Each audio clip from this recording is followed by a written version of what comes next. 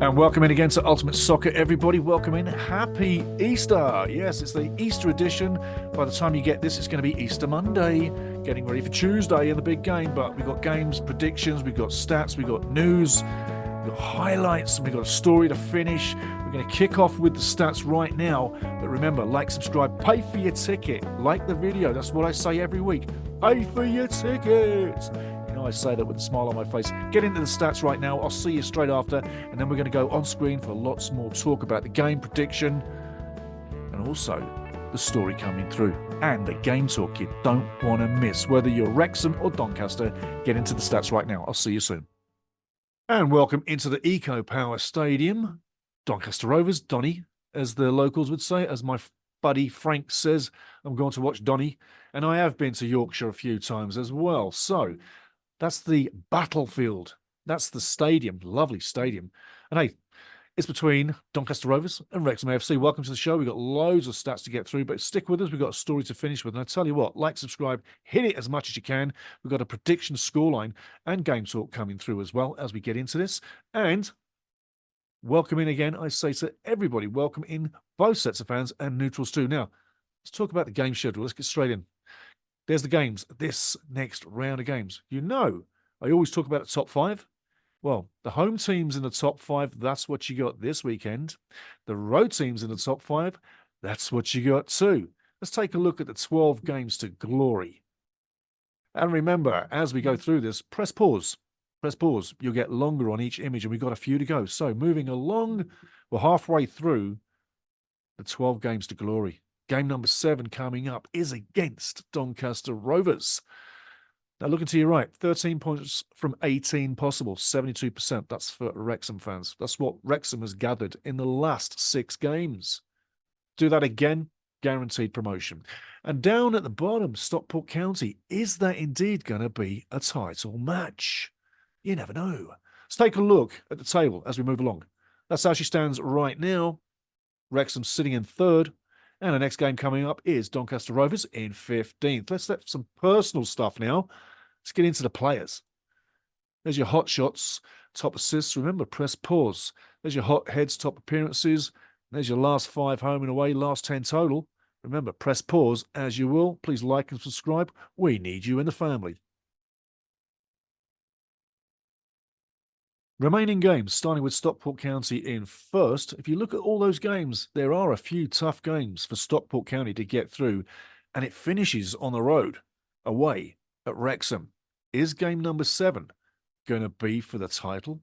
It definitely will be for promotion, but could it be for the title? Mansfield Town, 6 games left. Take a look at the right column, home and away. They have 4 out of 6 at home. 3 straight games from here on in at home.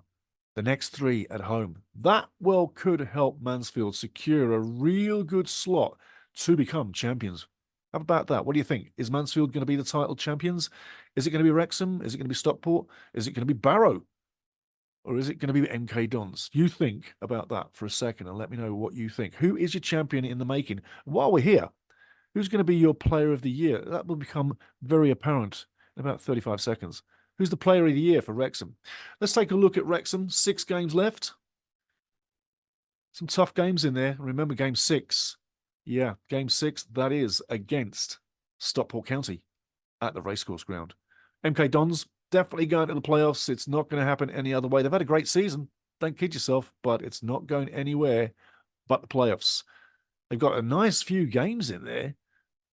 And Mansfield is up in 3rd, so they could play the spoiler. Finishing now with Barrow FC in 5th. 7 games to go. They've got a few tricky games from now to the end of the season, and it finishes with Mansfield Town. But they've got a great record. You know, look at the losses. Mansfield Town, Stockport County have lost 7. Wrexham have lost 9. Barrow have only lost 8. So they're straddled by the big 3. It could become a reality that Barrow are heading to a promotion spot, not just challenging for a playoff spot. Keep your eyes on them. Now, 2 players I want to have a look at right now. Firstly, Arthur Okonkwo, 30 games in, 12 clean sheets. Number 13's coming. That'll be coming apparent pretty soon. Another player I'm going to throw to you right now. Super Paul Mullin, 127 games, 99 goals. Number 100 is coming soon, which brings me to a question. As we close into the end of the season, which player has been your player of the season? If you want to tell me down below or at fifascup@gmail.com, who is your player of the year? Let's get back on screen. So there's a lot of good stats that you had there. Remember, every time you come back, press pause, get longer on the images. Yeah, remember, this is the pre-game. Doncaster Rover from the Eco Power Stadium in 15th, taking on Wrexham AFC in 3rd. And there's a lot riding on this game. Let's take a look at the last time these two kicked it in the highlights reel. Yeah.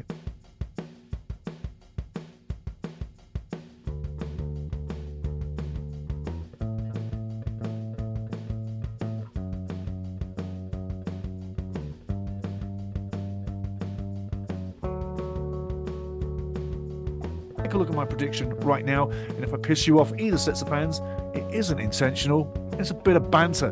Drop a comment down below. If you don't agree with the score I'm giving, tell me why. Tell me what your score is, and big up to worldwide Wrexham fans wherever you are, and Doncaster Rovers fans on this show too.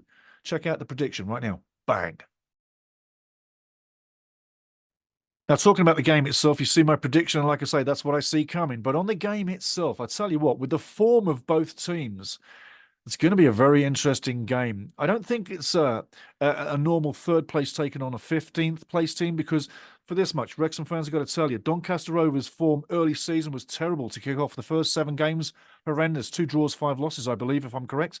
Then midway through the season, it picked up somewhat. Then it dropped off a little. Then the last 10 games, it's really come to life. They haven't got a bad record yet, but the last 10 games, it's come to life. So going into this one, you might think, it's going to be easy. Now, on the board, these are the points I've got for you this week. Wrexham need to continue playing with confidence, spraying the ball left and right as they normally do, stretch Doncaster left and right. And the game management on the road is going to be key in this one. An interesting point, I'd use Paul Mullin as a decoy in this game. He's up for 100. Everybody will be marking the living heck out of him. If I was Phil Parkinson, I'd use Paulie as a decoy, maybe drop him back and have someone come in behind. Get all the attention on Paul, but leave a couple of guys open for free shots. Just a thought, yeah? Just a thought. Grab the first goal, like against Mansfield, build from there and build the confidence. Remember, the confidence builds with each win, and that win against Mansfield last time out will give Wrexham maximum confidence. I mean, you beat the big guys, that's got to give you a lift. When people beat Wrexham, they seem to absolutely get a lift out of it and go on a little streak. Wrexham need to continue that streak. That's what I'm saying. Basically, play the game we all know at Wrexham, and another big win at Doncaster gets promotion even closer. And remember, this is the business end of the season, and confidence breeds wins. Wins breeds promotion. Now, talking about our friendly neighbourhood hosts, Doncaster Rovers, well, this is what I've got for you there. By the way, the motivation for Wrexham to win is to stay 3rd or better, yeah? And like I say, confidence-building wins. Now, Doncaster Rovers, to get a result, and they've been getting good results recently, they need to continue on the flow that they've had. Forget about playing Wrexham. Just think of it as another game. If they do that, they're into something special.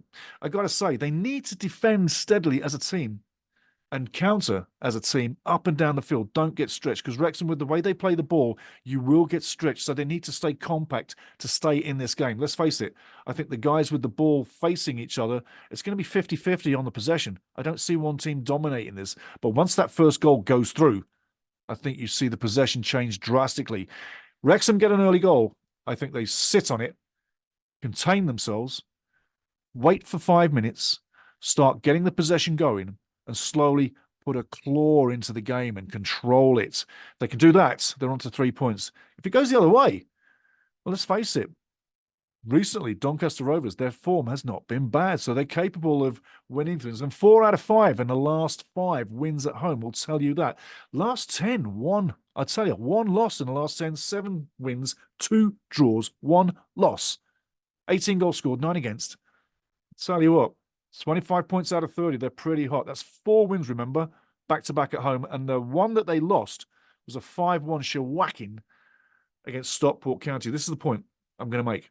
It's mission impossible for Doncaster Rovers right now. They're 8 points out of promotion to get into a playoff spot. It's mission impossible. If they win this one, it's only 5. There's everything to gain, nothing to lose for Donny right now.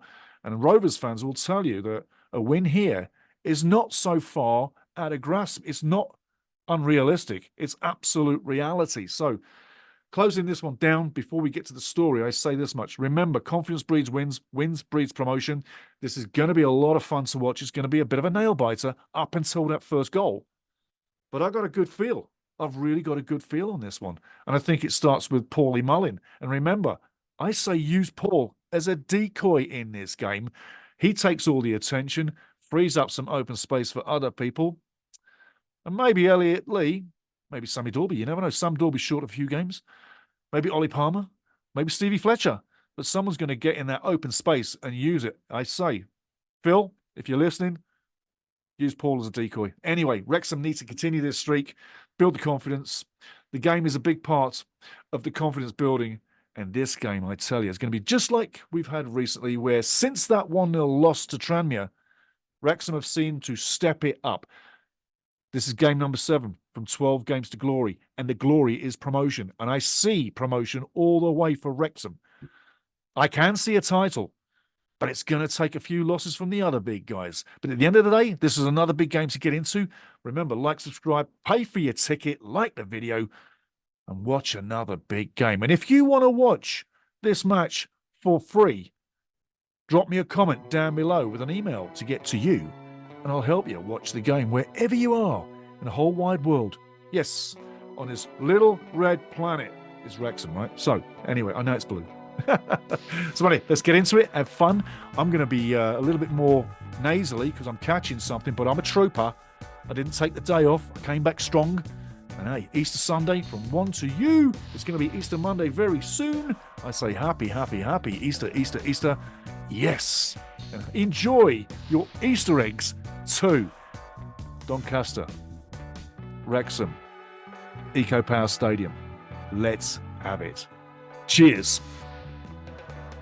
Okay, again, I say happy Easter and Easter, Easter, Easter to everybody. And remember, munch down on them Easter eggs and have some fun. Love to the family. And the story. Well, the story today is more of a teaser for the story that I'm going to bring next, because I'm probably going to do a video on this. And I've got a very nice title for it. And there's a history to what I'm going to tell you. And it's about the Nazi Party of Second World War. The point is, there's a camp in Germany, right close to the Belgian border, and it's called Vogelsang, Kaserne Vogelsang. And that's F-O-G-E-L-S-A-N-G, Vogelsang. Remember, I can speak pretty damn good German. Ich spreche 100%iges Deutsch. Ich bin Dolmetscher in Deutsch. Und das seit über 40 Jahren. Did that sound pretty good? I'll tell you exactly what I said. I said, I'm a German translator, and I've been a German translator just over 40 years. Fact. There's a story to that too. But anyway, that's in behind me. Take a look at that. I'll disappear for a second.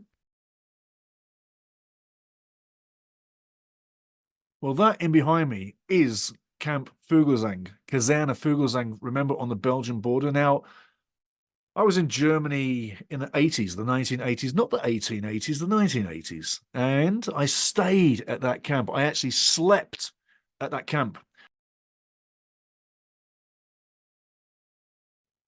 And I stood in the same places that these gentlemen are standing right now.